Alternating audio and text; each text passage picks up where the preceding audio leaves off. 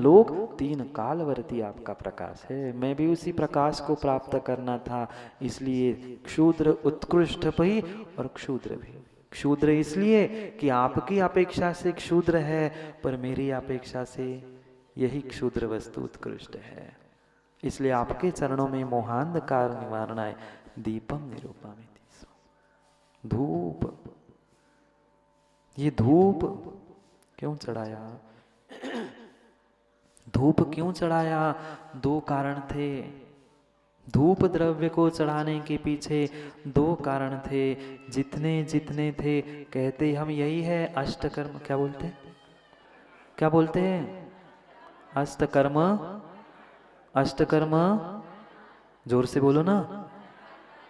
अष्टकर्म निवारणाय, अष्टकर्म निवारणाय धूपम निरूपयामि स्वाहा।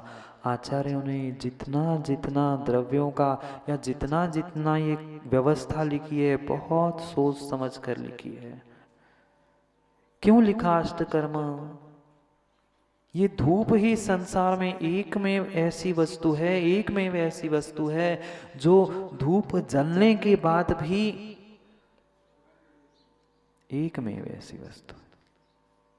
कितना अच्छा संदर्भ लगाकर आचार्यों ने सोच समझकर जितनी व्यवस्था बनाई है। क्यों बनाई? वह अष्टकर्म के बदले में भगवान में अष्टकर्म जलाने के लिए तैयार हूं, पर बदले में कुछ दो ना। 8 कर्म जला दूंगा आपके चरणों में बैठकर, पर बदले में आपने भी तो कुछ पाया ना। बदले में आप में भी तो कुछ पाया। 8 कर्मों को नशा करके आप 8 गुणों को, 8 कर्मों को नाश करके आपने 8 गुणों को प्राप्त किया कि नहीं किया? फिर मुझे भी तो 8 कर्मों को नाश करके 8 गुणों को प्राप्त करना है, तो कैसे करूंगा? उसके लिए इस धूप के अलावा मुझे और कोई साधन नहीं मिला। साधन कह रहा हूं, साध्य भीतर का था, ये साधन था। समोशरण की भी व्याख्या जाकर पढ़ लेना तिलोय परिणति में, उसमें भी श्यास दादा लिखा है, वह जगह जगह पर धूप घट रखे होते हैं। पूरा एक पेज, एक पैराग्राफ उस धूप घट का व्याख्यान किया है। कहा? साक्षात समोशरण में भी। क्यों धूप चढ़ाना? जो जलकर भी सुगंध दे। 2 काम कर लिए धूप ने। जला नहीं था तो भी थोड़ी सी सुगंध थी, और जलने के बाद भी उसकी और सुगंध फैल गई। ऐसी यह जो अष्टकर्म नष्ट करने के बाद भगवान मैं बदले में क्या चाहता हूं? अष्टकर्मों का तो नाश करना ही चाहता हूं, पर बदले में जो 8 गुण आपने प्राप्त कर लिए हैं, उन गुणों को भी मैं प्राप्त करना चाहता हूं। आपके गुणों को मैं प्राप्त कर लूंगा क्या? नहीं, आपके नहीं, मैं अपने ही 8 कर्मों को नाश करके मैं अपने ही 8 गुणों को प्राप्त करना चाहता हूं। जलकर भी जैसे वह सुगंध दे रही है, ऐसे मैं भी कर्मों को जलाकर कुछ प्राप्त करना चाहता हूं। इसलिए औषधि रूप, प्रतीकात्मक रूप ये धूप मैं आपके चरणों में चढ़ा रहा था। धूप आपके चरणों में मात्र किस लिए चढ़ाई मां? अष्टकर्म दहनाय। अष्टकर्म दहन हो गए, नष्ट हो गए, फिर क्या मिलेगा?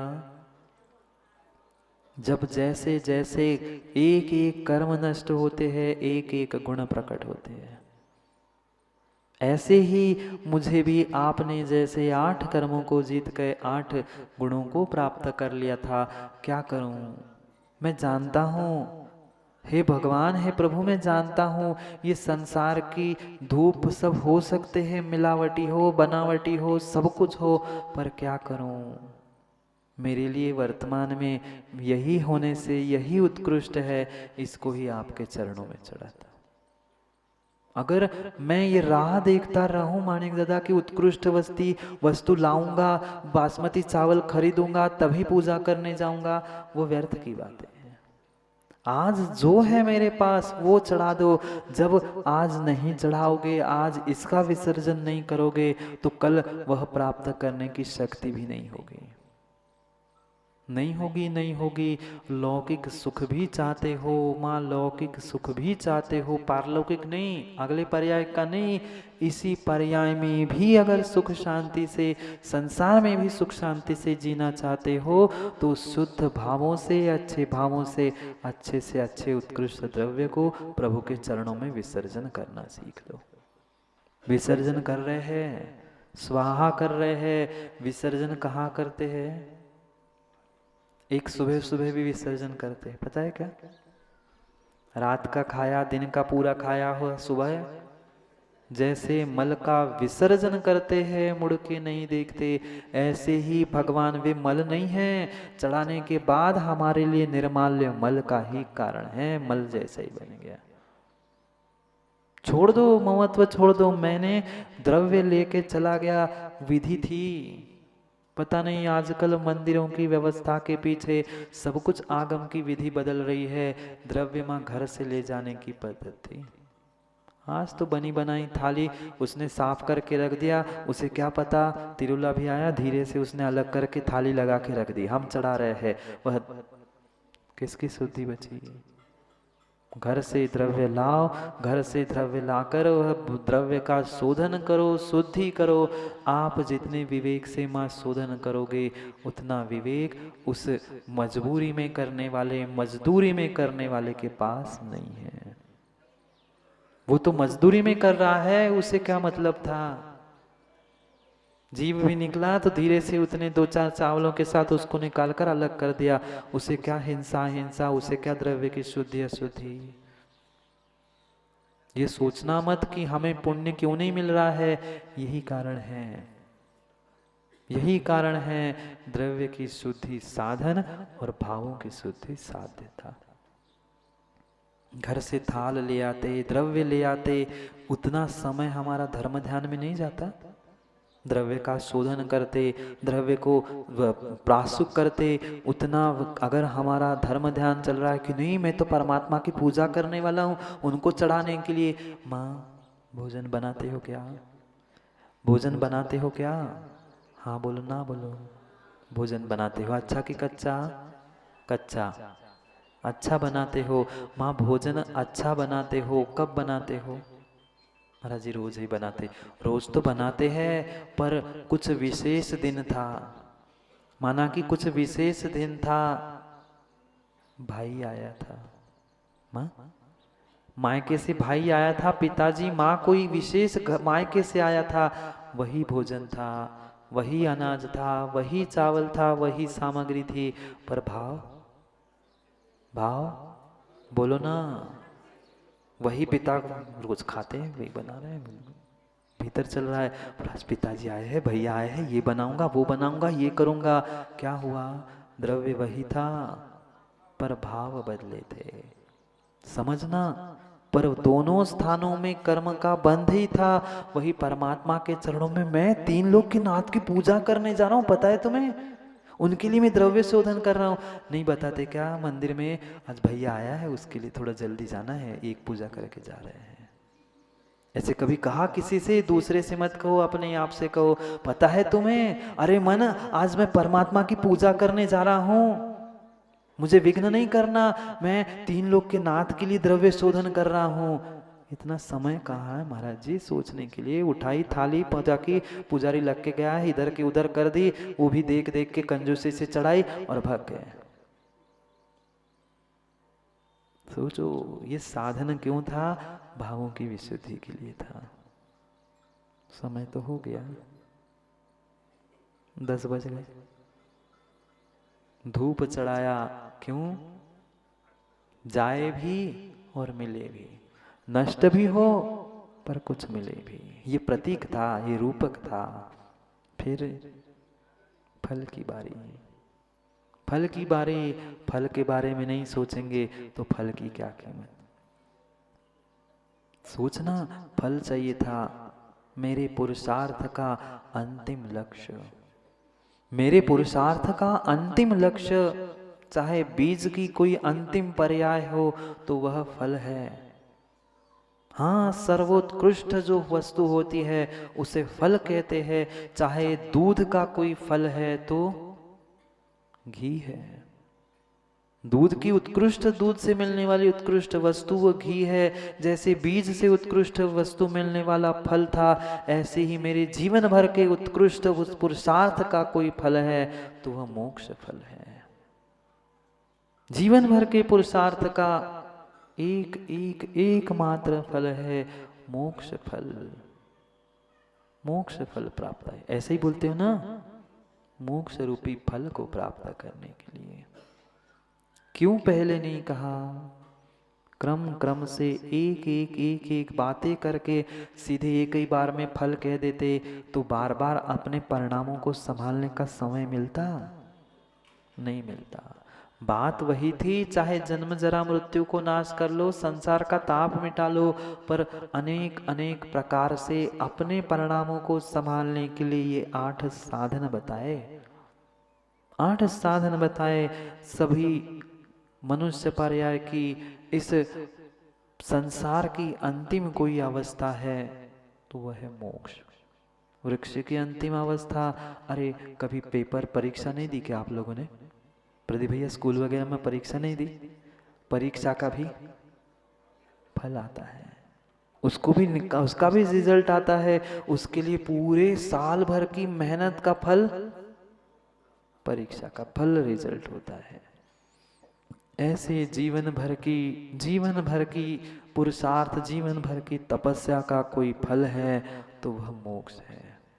अगर सच्चा पुरुषार्थ किया है तो विश्वास मानना वह फल मिलेगा, और नहीं किया है तो फिर ऊपर साथ चले जाओ, नहीं तो नीचे साथ चले जाओ। बीच में हो, निर्णय हमारे पास है, हमें ऊपर जाना है कि नीचे जाना है। अन्य कोई साधो मार्ग नहीं है, राजो नीचे नहीं तो साथ राजो ऊपर। मोक्ष का पुरुषार्थ करोगे तो ऊपर जाओगे, और नहीं करोगे तो नीचे जाएंगे। इसलिए सोचना है हमें अपने जीवन में क्या करना है। फल चाहते हो ना, फल चाहते हो ना, तो उत्कृष्ट बीज भी बोना सीख लो। उत्कृष्ट बीज नहीं है तो फल कभी भी उत्कृष्ट आने वाला नहीं है, नहीं आने वाला। फल चाहते हो तो उत्कृष्ट संकल्प भी होना होगा, उत्कृष्ट भाव भी होने होंगे। संकल्प विकल्पों की जब तक खरपतवार निकाल कर अलग नहीं करोगे, तब तक उत्कृष्ट बीज होने पर भी भीतर क्या उत्कृष्ट बीज नहीं है? परमात्मा का बीज है, परमात्मा का बीज है मेरे भीतर। पर वह उत्कृष्ट बीज होने पर भी अगर संकल्प विकल्प, इधर उधर के विचारों के, संकल्प विकल्पों की खरपतवार नहीं हटाएंगे तो वह उत्कृष्ट बीज भी पनपने वाला नहीं है, नहीं है। नहीं भरोगे ना, से ज़्यादा कोई 500 रुपये देगा तो घर के कमरे में वह म्यूनसिपालिटी की गाड़ी खाली कर दोगे क्या? क्यों नहीं करोगे? कर लो ना, इतने सारे कमरे खाली पड़े हैं, क्यों नहीं कर लोगे? उसके बगल में और अच्छी सुगंधित वस्तु रख देना जिससे वह बदबू कम हो जाए। पर रखोगे क्या? रख के निकाल भी दोगे फिर भी कमरा साफ हो पाएगा? नहीं हो पाएगा, उसकी महक नहीं जा पाएगी।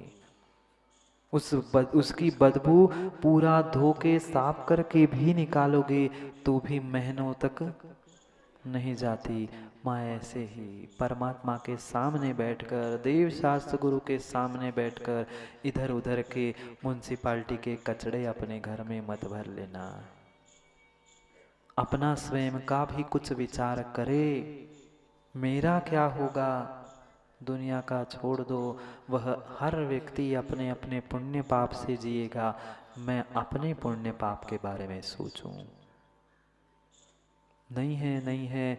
धूप फिर भी जलने के बाद भी सुगंध दे रहा है। धूप का फल अलग है, कचड़े का फल, कचड़ा पहले भी जल था तो भी बदबू दे रहा था, और जलने के बाद तो और बदबू देगा। हमें सोचना है, हमें कचड़ा बनना है। हमें कचड़ा बनना है कि धूप बनना है? बोलो क्या बनना है? कचड़ा नहीं बनना है, धूप बनना है। क्यों? अष्टकर्म को नष्ट करके हमें अष्ट गुणों को प्राप्त करना है। जिस दिन अष्ट गुणों को प्राप्त करने का पुरुषार्थ प्रारंभ होगा, मेरा मोक्ष मार्ग प्रारंभ होगा। पर पहले भीतर के, इधर उधर के, किसके घर में किसके कहाँ क्या होना है, माँ वो खरपतवार कचड़े को अलग कर दो। कोई पैसे दे के भी कहने आ जाए, इधर की सुन लो उधर की सुन लो, आप तो कहना मैं परमात्मा के पास हूँ, मैं तो अपने दरवाजे बंद करके रखा हूँ, तुम सुना देना। अभी नहीं आएगा, अभी नहीं आएगा समझ में। जब कर्म उदय में आएंगे माणिक दादा, तब जीवों को समझ में आएगा, तब जीवों को समझ में आएगा। पूछते आदिनाथ भगवान से देवेंद्र भाई, पूछते आदिनाथ भगवान से, भगवान बनने वाले थे पर फिर भी किसी के राग में आकर किसी त्रियंश को अंतराय डाला था। मनुष्य को नहीं, देव शास्त्र गुरु को नहीं, त्रियंश को अंतराय डाला था। कितने कितने कितने क्षण के लिए, कितने दिन तक भोगना पड़ा। सोचे, अपने लिए सोचे। दुनिया के बारे में तो सोच सोच के शिखर डॉक्टर साहब सफेद हो गए। अब अपने लिए सोचे, मैं और मेरा परमात्मा। जो परमात्मा मैंने स्थापना से अपने हृदय में विराजमान किया है, उस परमात्मा के बारे में हमें सोचना है। समय हो गया, नहीं जाना घर? सुरेंद्र भैया घर नहीं जाना? समय हो गया दुकान का, जाओ। वो तो दुकान हम खोलते ही आए हैं, अब भीतर के वह पापों की दुकान बंद करके पुण्य की दुकान खोलनी है। कितना हो भाग्य है आप लोगों का कि इतने इतने परमात्मा हमें मिले हैं। भले ही वह पाषाण की प्रतीक रूप हो, वह लोगों को एक परमात्मा की मूर्ति प्राप्त होने के लिए, भगवान के दर्शन के लिए लोग तरसते हैं। और हम जिस गली से निकलते हैं वहाँ हमें परमात्मा के दर्शन होते। इससे बड़ा अहोभाग्य हमारा क्या है? इससे बड़ा अहोभाग्य क्या है? पर माँ उस अहोभाग्य को संजो कर हम और अपने पुण्य को बढ़ाने का प्रयास करें। जितना पुरुषार्थ करके इस पंचम खोटे काल में इतनी उत्कृष्ट पर्याय, इतना उत्कृष्ट स्थान प्राप्त कर लिया है, इतना उत्कृष्ट काम हम वर्तमान में शायद नहीं कर रहे हैं। इसलिए साधन को साधन समझे, साधन से साध्य की प्राप्ति करेंगे पुनः